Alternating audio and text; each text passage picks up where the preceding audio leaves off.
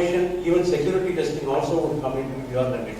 So you would require to oversee that, and you would have face the same problem that we faced from the client, that they want some kind of cost reduction in the security testing effort. So this makes sense to this audience in this way only. So moving to the slide. Okay, since only one person told that he has a security testing background. So for the people who are not familiar with the security testing, I just put this slide which is going to act as a primer. So security testing is not just one testing. We have several testing inside that. It's called DAST, Dynamic Application Security Testing, where you would test a application in its running state. You would run the application and you will test it. That is Dynamic Application Security Testing, and it's abbreviated as DAST. And the other one is Static Application Security Testing, which is like you will not be running the application, but you will be trying to identify vulnerabilities in the source code. So it's also called as Secure Code Review, or you can call it as SAST. Other one is Infrastructure Penetration Testing, where like the infrastructure components that are supporting your application would be tested for vulnerability. And then like if you have web applications that are exposed to untrusted networks, there like API security testing would come into picture. Here like you would be dealing with SOAP, IDOC protocols, REST, JSON. So all these protocols you would be dealing with. And then like almost all the applications will have a database, and the data is the most critical component that needs to be secured. So like database penetration testing would identify vulnerability in the databases. And if any hacker, right, if he is going to compromise your system, he is going to directly go to the database one. That's where the most prized information is residing. So database penetration testing will take care of that. And then threat modeling. Threat modeling basically analyzes your architecture, the components, data flows, and try to identify vulnerabilities out of it. So this is threat modeling. And the diagram shows, diagram depicts the SDLC, the flow of SDLC, and where each of these testing disciplines would fit in. So in the system analysis and design phase, you can see that you can do a threat modeling. And as I told you, like threat modeling is nothing but taking the architecture document, looking at it, and identifying different components, and then looking at the data flow, where the data flows, and then trying to identify possible vulnerabilities out of it. So like without even touching the application or the source code, using just the architecture diagram and documents, you can list out several vulnerabilities and feed it back to the architecture team and the design team, and they can take some remediation measures for the vulnerabilities that you have identified. The next one is construction and unit testing phase, where as and when the source code is being built by the development team, you can do a secure code review. So mostly like secure code review cannot be done manually, because the size of the application is going to be huge, and you will be using some proprietary or open source tools for identifying vulnerabilities in the source code. Then comes system testing phase, or UAT, where you can do a vulnerability assessment or GAST. And during the deployment, you will be doing a penetration testing. So penetration testing, the difference between vulnerability assessment and a penetration testing is that vulnerability assessment just identifies the vulnerabilities and stops with that. Whereas penetration testing, they will identify the vulnerability and go one step further and try to exploit the system, try to penetrate into the system till they reach domain controller or the database. So they will be propagating themselves by exploiting. That is penetration testing. So I hope like this slide would have given a primer, a kind of basic information about the security testing. So the upcoming slides, we are going to, the structure of the upcoming slide is that first we are going to look at why security testing has become complex. Because only when there is a complexity, there will be some strategy that is required. Okay, if it's not complex enough, you don't require a proper strategy at all. You just can go with the planning aspect. So why the security testing has become so complex, and why we are struggling when we are trying to optimize the security testing. So that's where we are going to start. Then we are going to see each of the optimization aspects. And I can assure you that this is not going to be, anyway, it's not going to be a technical thing, because since we are mostly from a functional testing background, this is not going to bore you with any kind of technical stuff. Rather, it's going to have practical stuff where you have to look for optimization. That's what it's going to talk. Okay, the first thing is context. Why the security testing has become complex. Earlier, decades back, we were dealing with simple 3-tier system. Now, any system you touch, it's going to have interactions with the 20 systems, minimum 20 systems. That's the complexity that we are facing now. But decades back, it's a simple 3-tier system. So also the second point is, earlier, the threat actors, the person who is attacking the system, are mostly the external users, external people who will attack your system. But right now, we are seeing a trend where internal attacks from the internal user is also a cause of concern for the people. For example, Sony data leakage, Snowden, you would have heard about it, right? Snowden, all are insider attacks only. So now, dealing with the external threat is far more easier than dealing with the internal threat. The reason is, the external person would have very minimal knowledge about the system, and he will have very minimal privilege in terms of the system, whereas the internal user will have a complete information, almost. He might have a complete information. He could be able to read the source code, and he can identify, he knows the location of your sensitive information. So dealing with internal threats has caused this security testing a more complex one than what it was a decade back. And then the next thing is earlier, it was college pass out people out of curiosity trying to hack your systems, but now it has become more of an organized professional activity. It's all state sponsored, and then rival companies sponsoring a group of well-trained, well-experienced hackers to attack the system because of business rivalry or political reasons. So they are they are in fact there are cases where they are state sponsored. For example, Stuxnet, where Iran's nuclear installation was attacked and there was a meltdown, and we don't know actually was there any casualty in that. No information came out of that, but we know that it has been a huge setback for Iran's nuclear ambitions. So that factor, right, that these people are state sponsored, they are well equipped, and they are resource rich. If they want to attack a system with 800 or 1,000 machines, the state is going to sponsor them. Okay, so that has changed the security testing landscape altogether and made it much more complex. The next is proliferation of mobile computing and mobile apps. So this is adding more complexity to it. And then cloud computing has stretched the notion of perimeter. Earlier, if you have a production system, the network is your perimeter. Okay, if you safeguard yourself, if you have hardened your network, and then if your systems are hardened, you are good enough. But this cloud has changed that. The introduction of cloud computing, right?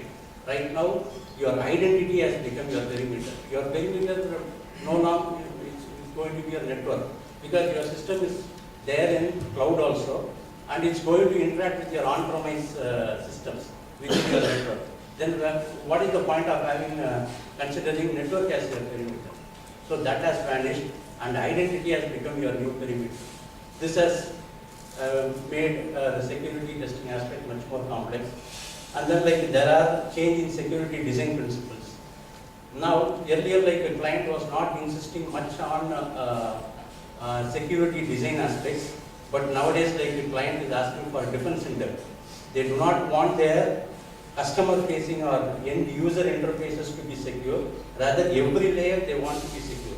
So that is a difference in that. And then design the system assuming breach. So they want the system to be designed assuming a breach, assuming someone is going to attack, and whether the system is going to withstand that and it is going to be resilient enough to still function. So that design principles have changed. In what way it has changed is, earlier like we would be testing only the user interface part, but now they want us to test even the middleware layers also. Say they do not consider whether it's exposed to internet or not. They want every layers to be tested. So that has made the security testing much more complex. And also like we are seeing a lot of new technologies that are emerging like IoT, Internet of Things, and software-defined networks. So these are very disruptive technology in terms of security. Because for example, like IoT is a device which you will have, keep it in any place and it's going to have a communication with your systems. When you try to look at from a server perspective, you are going to have a server and you will have a physical protection to it. You are going to have your boundary physical security in terms of personals guarding your environment where you are housing the server, and then like a strong room is going to be there. But this aspect is not going to be there in IoT, but yet it's going to have a communication to your IT system. So physically, if someone tampers it, injects some malware to it, it can be propagated back to your IT system. So those things are making this security scenario much more complex. Then there is stringent federal and compliance requirements like the HIPAA, Data Protection Act, SOX and PCI DSS, which was not there earlier. Earlier, like they just want to do a security testing just for the sake of identifying the vulnerabilities and fixing it. But now there are compliance requirements which a security testing has to adhere to. So as a little bit of divergence, I would say current security testing business, right, we would not have 50% of the business if there is no compliance requirement. Organizations go for security testing just because they want to be compliant with these compliance requirements like the HIPAA, Data Protection Act and SOX. So the next thing is emergence of elaborate security controls. Now earlier like this security controls were a little bit fuzzy and nobody had a clear idea, but now they have coalesced all these security controls, defined it, and then they have categorized it as well. So they say like, okay, these are the three important security controls that needs to be in your application. That is preventive security control, detective control and corrective controls.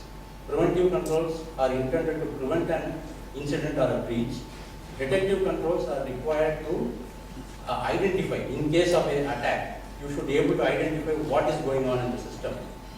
So that is detective control, and corrective control is to limit the extent of damage that is caused to your system. So basically like this part of the deck is going to give an overview of why the security testing has become much complex than it was earlier. Okay, now why optimization fails? First thing is security testing is still seen as a white hat hacking kind of thing, which is in reality it's not the case. It's not a white hat hacking where like you call a person, give you IP addresses and give him a URL address and ask him to identify vulnerability. That's not the case. And second one is cost-effective security testing approach requires engagement of the security testing throughout the SDLC. Then only like you would be able to identify the various elements to optimize the security testing. And the majority of the security testing engagement currently happens as a black box security testing. They don't know any idea about the system. They will just take the URL IP address and start doing testing, assuming a role of a hacker, but not a proper security tester. And the fallout of this kind of approach is that identifying a vulnerability during the deployment stage is going to result in 20 times more cost to fixing the vulnerability in production. The reason is when you identify a functional when you identify a functional defect, you will just either you will take a go or no go decision, and if you say take a go decision, you are going to fix it in the next cycle. But in case of a security testing defect, it's not just that you will take a go or no go decision. Rather, like you have to inform the IT security team so that they take care of certain measures in the firewall and monitoring devices, so that like till this bug is fixed, there is going to be some kind of intense monitoring to prevent any attack. Okay, this is going to be a slide where it will give you a snapshot of the entire work. So where to look for optimization? You have to look for optimization in requirements, architecture. Architecture in turn requires two different analysis. One is application architecture analysis, and the other one is enterprise security architecture. And then in the security test execution, you have to try to reduce the number of system components that are into scope, and then number of screens or pages, and then the tools license cost reduction. We are going to look at each of these aspects in detail in the next slides. Okay, security testing requirement analysis. So security testing within SDLC requires a bit of understanding of security requirements, which can be broadly categorized as authentication, authorization, logging, immunity, and monitoring. Okay. If there is going to be a project which is going to do some change to the application, and you know well that logging and the monitoring aspect of the system is not disturbed at all, then you need not have to include that in your testing, right? So this is plain and simple. So that's where like the requirement analysis would help in optimization, and also a bit of understanding about how the security requirements are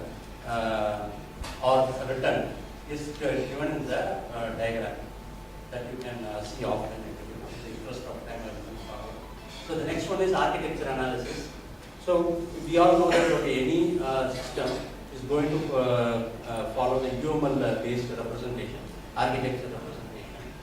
And UML in turn has two different classifications. One is structural diagram and the other one is behavioral diagram. So in structural diagram you will see class, object, component, deployment package, and composite structures. So by doing some architecture analysis and identifying which components are modified and which components have not been modified, you could be able to exclude certain aspects, certain parts of the system from security testing. This in turn would help you in reducing the number of pages or number of APIs in the final test execution phase. Okay. Simple application would stand on its own. You don't require any other accessories for it. Simple 3-tier system can stand on its own. But in a large enterprise setup, applications would not reside in isolation. Okay, they will be interacting with other enterprise security services that is provided by the security organization, like network security, identity management, and application security, data privacy, compliance. All these aspects will be provided as a service by the enterprise to your application. So a simple example is, if you are having a SSO, single sign-on, or like you are managing the identity of the user, you will be using a LDAP, or through LDAP protocol, you will be using an Active Directory. And that Active Directory would not be there for each of the applications. It will be one common Active Directory that all the applications within the IT landscape of the company would use. So that is what I call as enterprise security architecture. And analyzing and understanding what enterprise security architecture services are there for a particular company would help in optimizing the results. For example, if nothing is changed in terms of authentication, the entire flow of authentication, nothing is changed, and Active Directory is what it is before, and before this project, then you can safely exclude that from your testing. Okay. Okay, now coming to the execution phase, here as we saw in the first slide, we have SAST, DAST, and also like packaged enterprise applications. SAST is nothing but static application security testing. Here I will give you few pointers in terms of optimization.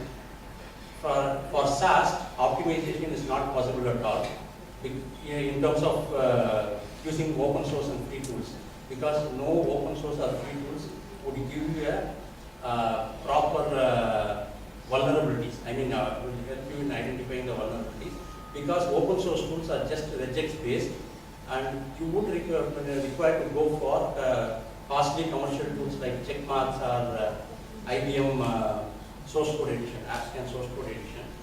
So there is no optimization possibility in SAST. And for DAST, you have to take few things into consideration. One is like, first thing, for web application security testing, you have very mature open source tools, but using those tools would require a little bit of expertise in your team. If the team is not equipped and if the team does not have proper training on the open source tools, it's better to go with commercial ones rather than trying with a few open source tools and failing later. And the other one is for mobile application, again, like we have very good open source tools, and you can blindly go for open source tools, and it will give you, it will help you identify all the vulnerabilities. And for packaged application also, the most famous packaged application is SAP, and SAP has a very mature exploit codes available in the Metasploit framework for all the vulnerabilities that have been listed, identified and listed for the past 10 years. You can get that exploit code from Metasploit and you can use it. And for where you have very tight deadlines while dealing with packaged application like SAP, you can go for ERP scan, but that tool is very costly. But still, it will give you a quick turnaround if at all it's required. And this is going to be more on the tools part. It's here, I have listed the open source tools that you can use for web application penetration testing, and it's categorized as vulnerability assessment tool and exploitation tools like Metasploit and W3AF, brute force tools, client-side attacks, and integrated testing tools. So if you have a question whether all these tools are required for penetration testing of web application, yes, all these tools are required. And the only benefit of going for a commercial tool is that it's going to be like one commercial tool that's going to replace all these tools. Okay. So any questions? And this is the last slide, I believe, and this is going to be a list of open source tools that you can consider for mobile application penetration testing. So now we can have questions. Can you suggest some secure code review tool? Open source tools? No, SonarQube is one thing, but for that you have to add write your own plugin. And even in that case, when you are giving some 20,000 KLOC of code, right, it won't work. It will hang. And never we were successful in using SonarQube. For small engagements where we have to deal with 100 class files or 100 files, there will be you can go for SonarQube, but that won't be the case for any client engagement. It will easily go beyond 10,000 lines of code. So for the SaaS, open source tools, not. So which tool you suggest? Checkmarks. Checkmarks. Checkmarks. CHECKMARX. So that has support for 22 programming languages, including the latest one like Swift and Objective-C, which is used for iOS coding. In terms of the mobile, how much does it require to be rooted? Almost all. Almost all. Almost all requires to be. Have you worked on any tools which actually doesn't have any root? It doesn't have to be. There are certain situations where client themselves required us to test in non-routed device, where Yes. like routing Yes. is not allowed, because those applications were meant to be used within an organization, and it's going to be the client supplied device. Right. So in that case, like we tested without routing it. So, what is the tool which you used? Will you be able to share that? Which tool you use for a non-routed device? Yeah, right now like I haven't classified it in that manner. Maybe like often. Sure, sure. Thank you. For Stant, in Visual Studio, it is integrated in 2017. Which one? For SAST, for static and Almost all the commercial tools like IBM AppScan Source Edition, 45 and checkmarks have connectivity to, pluggability to IDEs, Eclipse and Visual Studio. For API security testing, can you suggest something? Ready API Secure Pro, Okay. that's the only tool I would say. Other one is there is SOA client, SOA client, but that's not that mature, and you can go for Ready API Secure Pro.